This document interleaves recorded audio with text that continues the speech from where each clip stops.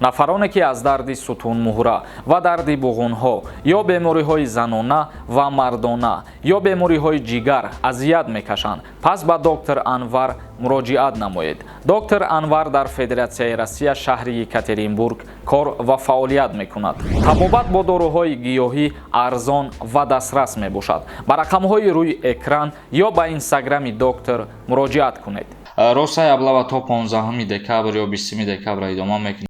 Дар аэропорти Москва ваксина мепирсанд ё ин ки не. Дар ягон ҷо мара ҳаму теста напирсиданд. И гапҳои ту меги пешай ту медонем. Хай пешай ма ки бидоним бародар ай канали ма адписатсаки.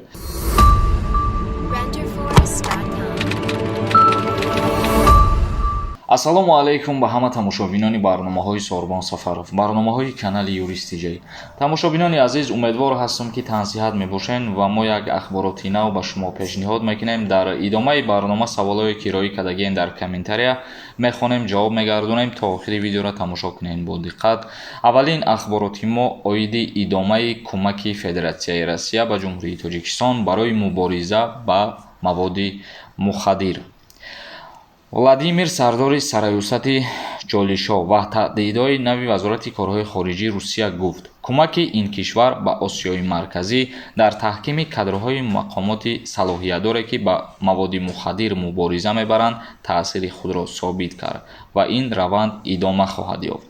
рӯзи гузашта дар Тошканд дафтари Созмони Милали Муттаҳид дар умури қочоқи маводи мухаддир ва ҷинояткорӣ барномаи нави ҳамкорӣ дар Осиёи Марказӣ барои солҳои 2022-2025-ро бо Вазорати корҳои Ӯзбекистон, Қазоқистон, Қирғизистон, Тоҷикистон ва Туркменистон ба имзо расонид. Федератсияи Россия ҳадафи идомаи tasбити муассири лоиҳаи худ дар бораи зарфиятҳои ниҳодҳои кишварҳои Осиёи Марказӣ ва омӯзиши кадрҳои зидди маводи мухаддир дар муассисаҳои омӯзишии ин кишварро дорад, гуфт дар ҳангоми имзои созишнома байни давлатҳои ҷумҳурии Ӯзбекистон, Тоҷикистон, Қазоқистон ва Туркменистон.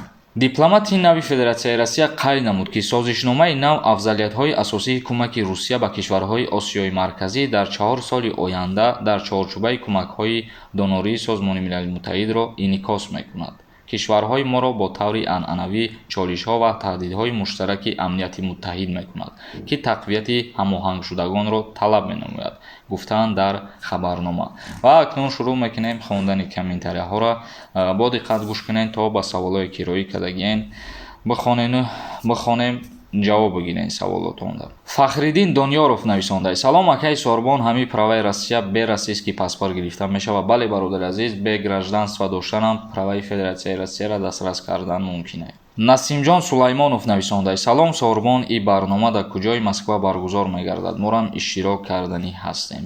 Бародари азиз, ҳоли мо нақша накашидаем, яъне ки дар расписанияи худ мо нанависондаем ки кай ва дар куҷо барномаро баргузор мекунем, яъне оиди барномае ки мо гуфтем суҳбат бо муҳоҷир. Мақсади мо аз ин барнома ҳамияе ки равшанӣ андохтан барои дар муҳоҷират қарор доштан. Мисол мегирем, агар шахсиятҳое ки дар Федератсияи Россия тӯли чандин солҳо қарор доранд, аз ваё суол мекунем ки мисол кадом сол ба Россия омаданд ва кадом сол кор дуромаданд, дар куҷо кору фаъолият мекунанд, чӣ қадар маблағ даромад доранд. Умуман як роҳи осона барои шахсиятҳое нишон медиҳем ки ваё бори аввал ба Россия сафар карданиянд ва тамоми намуди ҳуҷҷатгузориҳоро бояд чӣ гуна ҳуҷҷат кунанд, куҷо бираванд. Умуман дар ҳамин барнома ҳамин хел чизҳоро мо қайд карданием, не ки аниқ нест ки кай сар мекунем ин барномаро. Рамазон Нигматов нависондаи: салом акама, билети ва ковиди электронӣ ватан рафта меша, илтимос ҷавобтонро интизором. Билети ковиди чиро дар назар дорӣ? Яъне тестро дар назар дошта бошӣ агар бародар. Бале бо тариқи ҳамун приложенияе ки дар телефонҳо ҳастаи барои QR код задани тест мешавад. Мисол дар аэропорт ҳамун тест дар QR код агар пурӣ кардагӣ боша, ҳамро нишон медиҳӣ, мегзарӣ мераи агар ки тестро бипурсанд. Иззатулло Тошев нависондаи: салом алайкум ака, сози аблава кай тамом мешавад? Раҳмат. Рӯзи 3 ноябр аллакай ба анҷом мерасад. Бисёри нафарҳо савол метиҳанд, беҳад бисёр савол метиҳанд ки Росай аблава то 15 декабр ё 20 декабр идома мекунад ё муҳлат дароз кардагиан? Не, ягон гапи мақсад асоснок нестанд. Ино ҳамаш дурӯғ даъват ба хизмати ҳарбӣ 30 аллакай тамом мешавад. Алишо Исмонов нависонда: салом алейкум акай Сорбон, кадоме ки комментарияи безеб менависад бугӯ аввал бар падару модарат наълат беномуз тамошо накун, комментарияи безеб нанавис. Акай Сорбон, худованд умри шуморо дароз кунад, аҳамият наде, фақат ба пеш зинда бошӣ ака. ҳазор раҳмати калом бародар азиз. Ва мо ҳеҷ каса дашномам намекунем, падари ҳеҷ каса наълатам намегӯем, чунки падари мо шумо гуноҳ надорад ё модарои мо шумо гуноҳ надоранд. ӯ баъзе бадбахтҳо, баъзе аблаҳое ҳастанд ки ай падар ай модар дашном мекунанд. Ман вора инсонам фикр намекунам, таваккалшон ба худо. Саидҷон Бозоров нависонда: яка писар да хизмат меравад, қонун биромадагӣ ай? Не бародар азиз, қонун биромадагӣ нест. қонуни хизмати ҳарбӣ ва уҳдадориҳои ҳарбии ҷумҳурии Тоҷикистон яке аз пунктҳои аз хизмат озод буданаш ҳамие ки агар дар оилаи як писар бошад. вале барои аз хизмат озод шидан барои якаписарӣ шуморо боис меояд ки шумо бирен дар военкомати ноҳиятон муроҷиат кунед, вақтона дар қайд бимонед, вақтона ҳуҷҷат тайёр кунед. чунки вақте ки шуморо мисол дар ягон ҷо дастгир мекунанд, мисол аблава мегем, дар аҳру бақапаантон, агар ягон ҳуҷҷати тасдиқкунанда надошта бошед, мегиранд мебарандтон военкомат. ба ҳамин хотир касе ки якаписарай ҳуҷҷат тайёр кунед, беҳтарин чиз ҳамин ҳуҷҷат ай. Ғайратов нависонда: салом алейкум ака, ма чанд бор шид менависам, барномаҳота чанде айда симия дастгирӣ мекунам. ҳамин саволи мара ҷавоб те ё дигар тараф бинем. бародари аҳли ислом, ҳамин 6 акаву додар а як модар, дуто а як модар ба мувофиқи қонун модари мо гузаштагӣ ай? агароти мо калон ай, мо ҳақдор мешем ё не? ака проса савол доду. а як модар, а як модар, бародар рости гап савол тахшу нафаҳмидем. а як модар бо нависае ки дета а як модар. мисол ма ба дигар тараф озитра мефаҳмонам.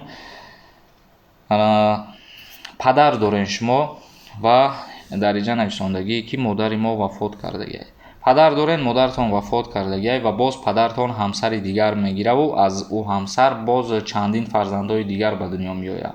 ва ҳамира дар назар дошта бошӣ, агар ки ҳамин гуна ҳолати корит модарат вафот кардагӣ, падарат ай дигар зан бо фарзанд дорад, дар умум шумо 6 акаву додарен. оё ҳақбар ҳастен ё ин ки не? бале ҳақбар ҳастен.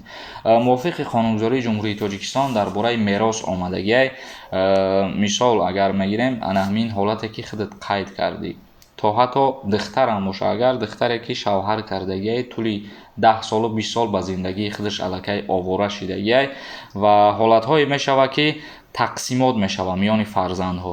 то ҳатто ана ҳамун духтаре ки 10 солу 20 сол шидагӣ ки ай пай зиндагишай, то ҳатто ана умрам ҳақ дорад ки биёя мероси худша талаб кунад, ҳаққи худша талаб кунад. мувофиқи қонунгузории ҷумҳурии Тоҷикистон ҳамаи фарзандҳо баробар барои талаб кардани ҳаққи худшон ҳуқуқ доранд. Фарух Нолҳаф Расулов нависонда: якай Сорбон, кадоми гапҳои қабеҳ менависа блокшон ки гап нест бародар, аҳамият наметем, блокшон мекунем.